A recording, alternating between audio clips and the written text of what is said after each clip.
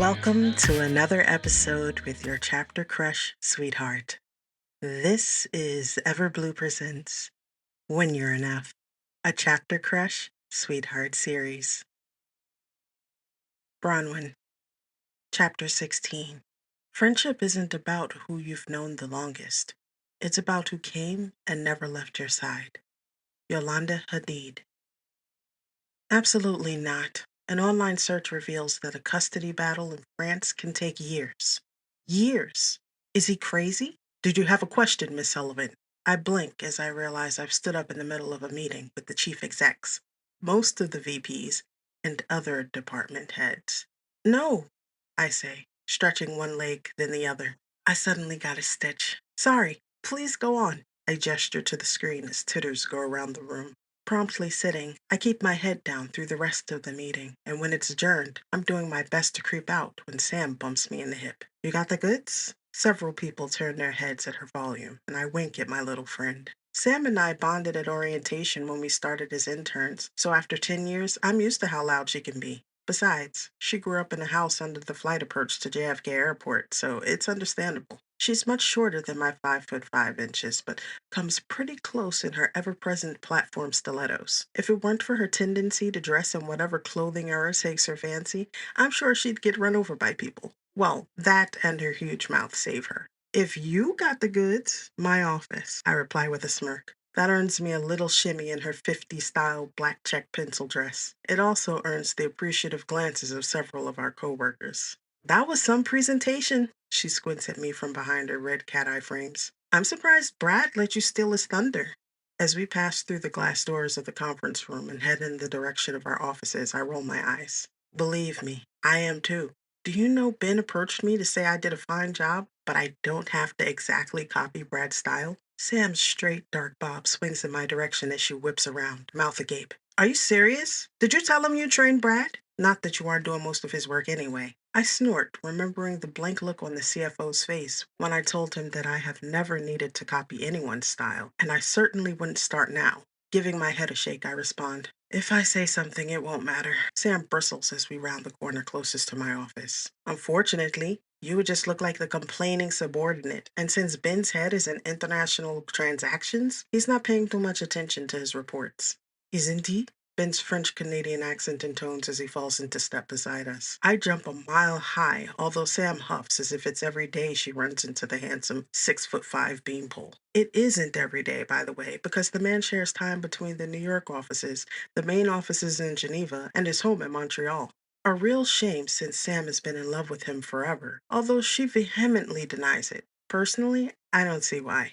Oh, his dark eyes have inspired lots of chatter in the office, but his Canadian charm is non-existent. I have no idea how it skipped him. I mean, he's the only executive level employee that encourages people to call him by his first name, but he's always so perfectly blank, as if he leaves his personality at home. Stopping outside my office, I give a mental nod of appreciation as I take in his gelled black hair, parted off center and combed away from his face, and bespoke three-piece all-black suit and tie. With his long limbs and slim frame, a white shirt would have given an inspired by Lurch vibe. Instead, the black shirt is giving Eurasian mob boss. Sam swings around to shoot lasers up at Ben, which is a feat in itself. No, he isn't. I've sent you no less than 20 memos on the subject. Maybe if you spent less time haunting the halls of multiple offices, you'd be able to sit down and read an email.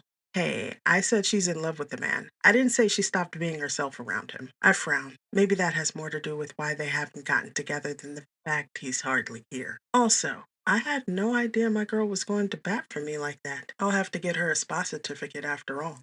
I try to signal her to dial it back, but her eyes are trained on Ben's like she's taming a T-Rex. Ben leans against the wall as he casually glances around. Why, Miss Farrell, I believe I give all of my correspondence their due weight. Are you saying that hasn't been your experience? He looks down at her then, and the smolder. If a man looked at me that way, I'd positively die of itchiness. I frown, remembering my reaction to the way Michel looked at me when we had that discussion about flirting.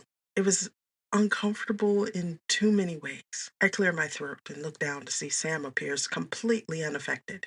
Can she not see that far up? How can she just ignore it? I don't doubt someone is getting that kind of attention. However, you haven't responded to a single one of my emails related to this matter. A ghost of a smile tickles the corners of his mouth. Believe me, Miss Ferrer, the moment the matter becomes actionable, you will certainly receive the full weight of my attention. I'm rapidly blinking, failing to see how Sam isn't beside herself right now. The undercurrent, the hidden meaning. Sam could have a date at the end of this conversation, but seeing how her hazel eyes have narrowed, it will be a miracle if she still has her job. She rocks back on her red bottom stilettos, crossing her arms over her ample chest. Well, that's disappointing, but I'll leave it to your discretion, Mr. Wood. With that, she turns towards me. I'm ready for my licorice now. I suddenly feel the need to tear something apart with my teeth. Miss Ferrer, I would like to have a word with you in my office. Ben peers down at Sam, amusement shining in his eyes. Sam rolls her head to look up at Ben. We're having a word right here. His mouth twitches. Yes, and as stimulating as it has been, unless you want me to sit on the ground to continue the conversation, what I need to discuss will be much more comfortable for you and I from the chairs in my office. Fine, I'll come after lunch. If that's all right, you'll come now. Sam's jaw is working overtime as she grits her teeth, but she pulls her glasses off, letting them drop to her chest by the chain that hangs around her neck. Then she releases the dimples at the corners of her mouth in her practiced,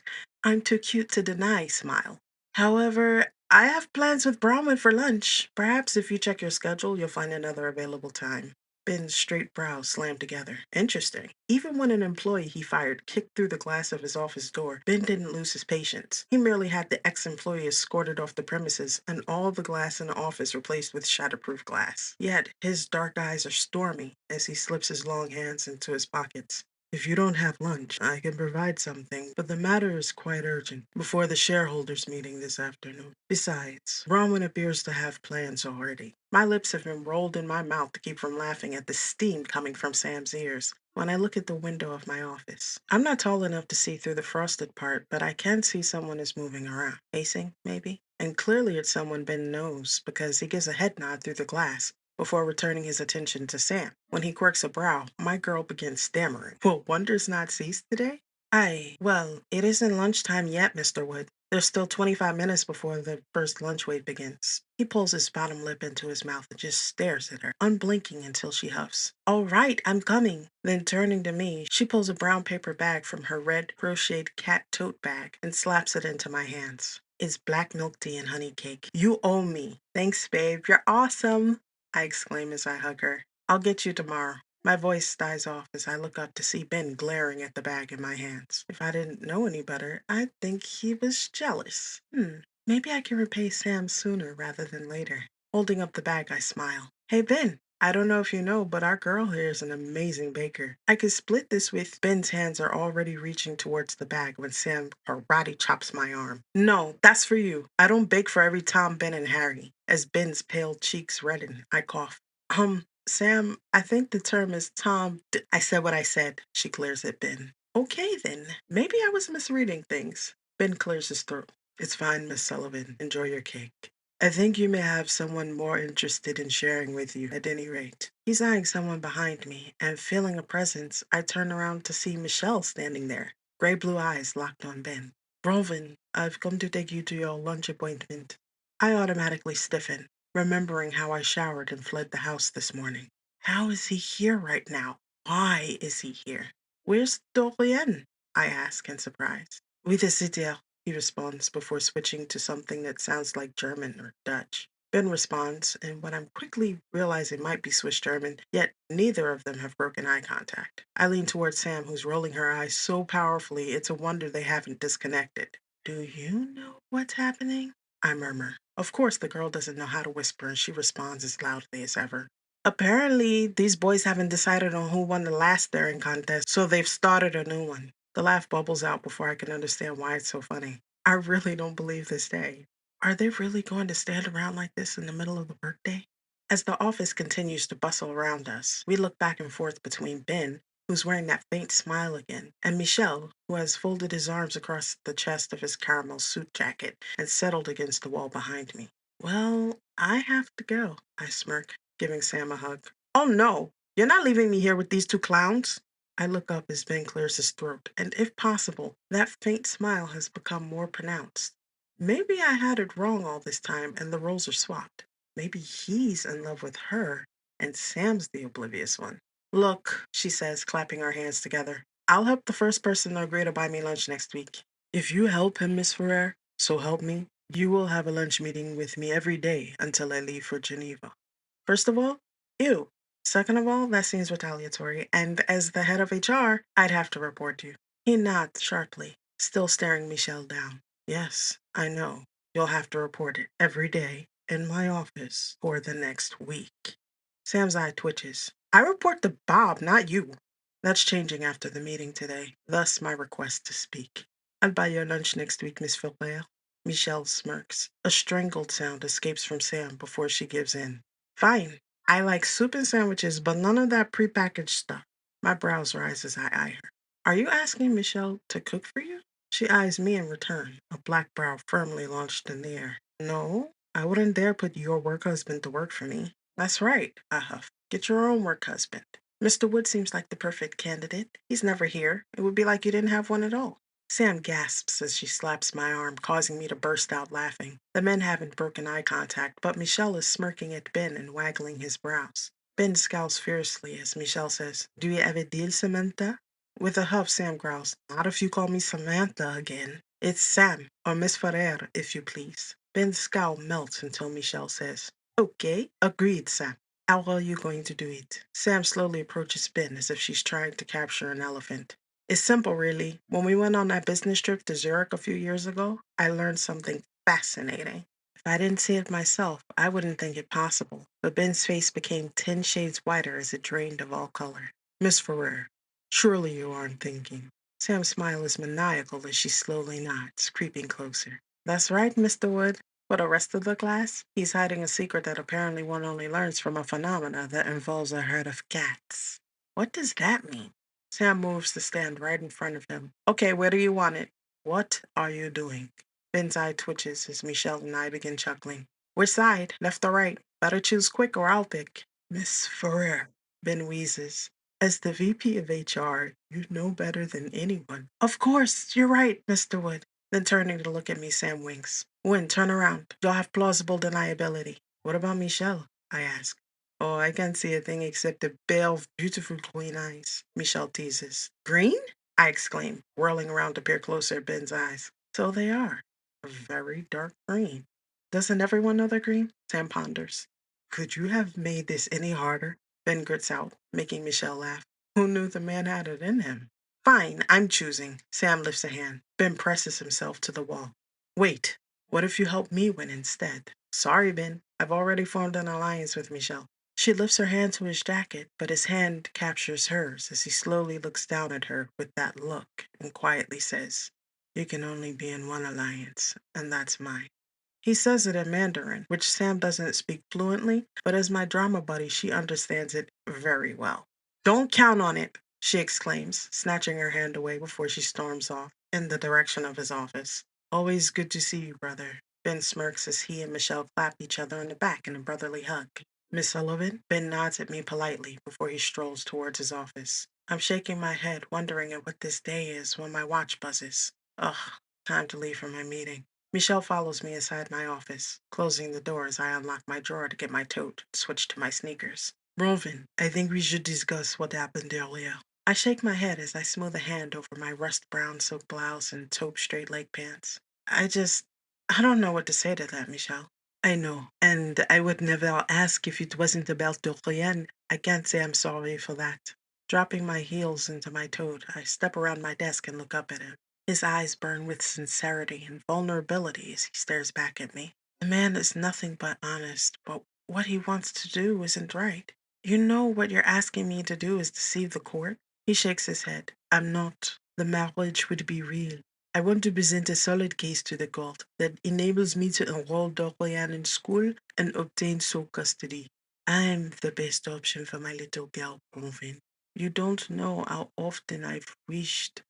He closes his eyes briefly, and when he opens them, he seems worn. No amount of wishing will make Yvette a different person. She's unreliable and willing to cast Dorian aside in an instant for whatever she's pursuing. There's nothing I can do about that, but I can do something for Dory. My heart melts thinking about the little girl who always has bright eyes when Michelle brings her home, but always becomes sadder the closer she gets to going home to her mother at the end of the week. I shake my head as I stand. I have to remember what's important. So you want a marriage of convenience? He nods, although it wasn't a question.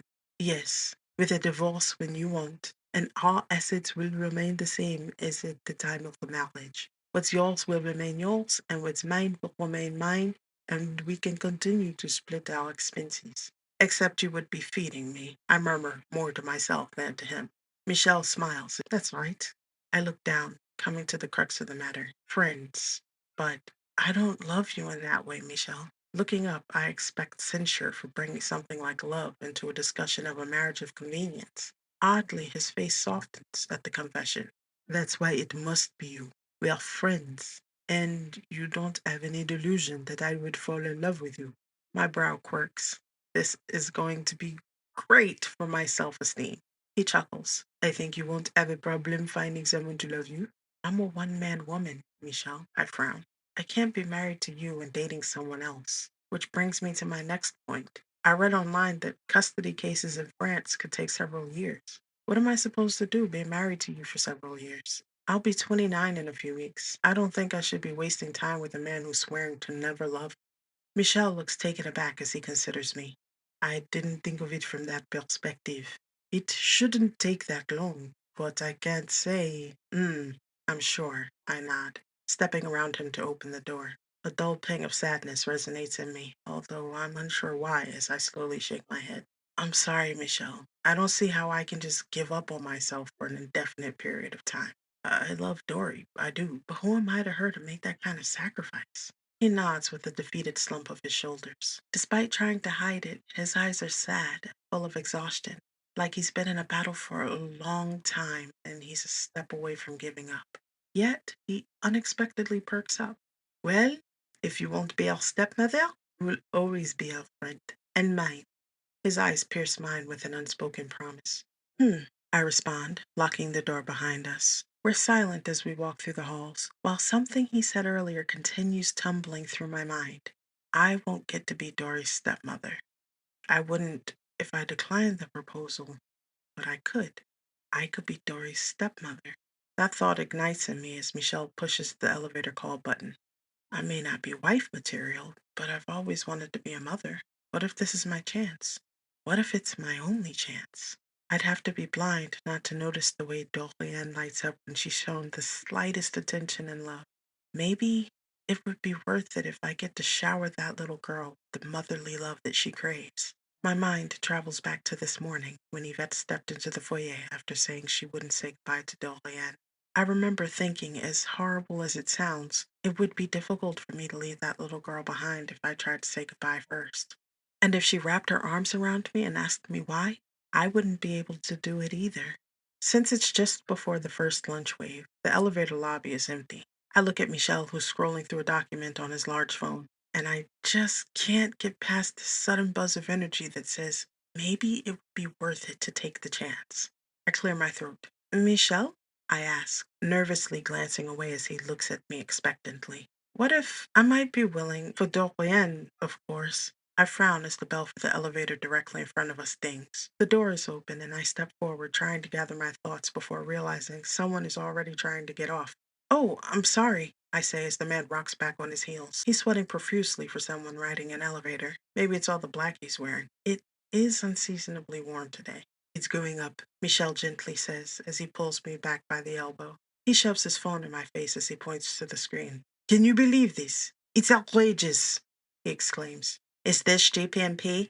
The man in the elevator asks, furtively glancing between the two of us, a hand holding the elevator door open. Michel looks up and smiles. No, that's 2 floors up. This is Stevens, Eldon, and Rowe. My mind blanks. The SCR offices 2 floors up were cleaned out during an FBI raid last month. It's completely empty. What's more, if the guy steps off the elevator and looks to the right, he'll see the GPMP sign as clear as day over the entrance. But before I can say a word, Michel shoves his phone into my hands as he pulls me closer by my arm. Have you ever seen a judge so crooked? He scowls at the screen. I'm also frowning at the screen, shaking my head because it's set to a toy store.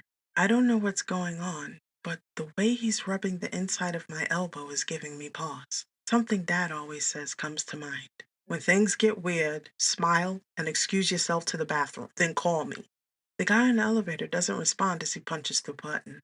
As the doors slide close, I realize why my intuition was buzzing. The man is holding an assault rifle pointed at the ground and has a gun holstered at his hip.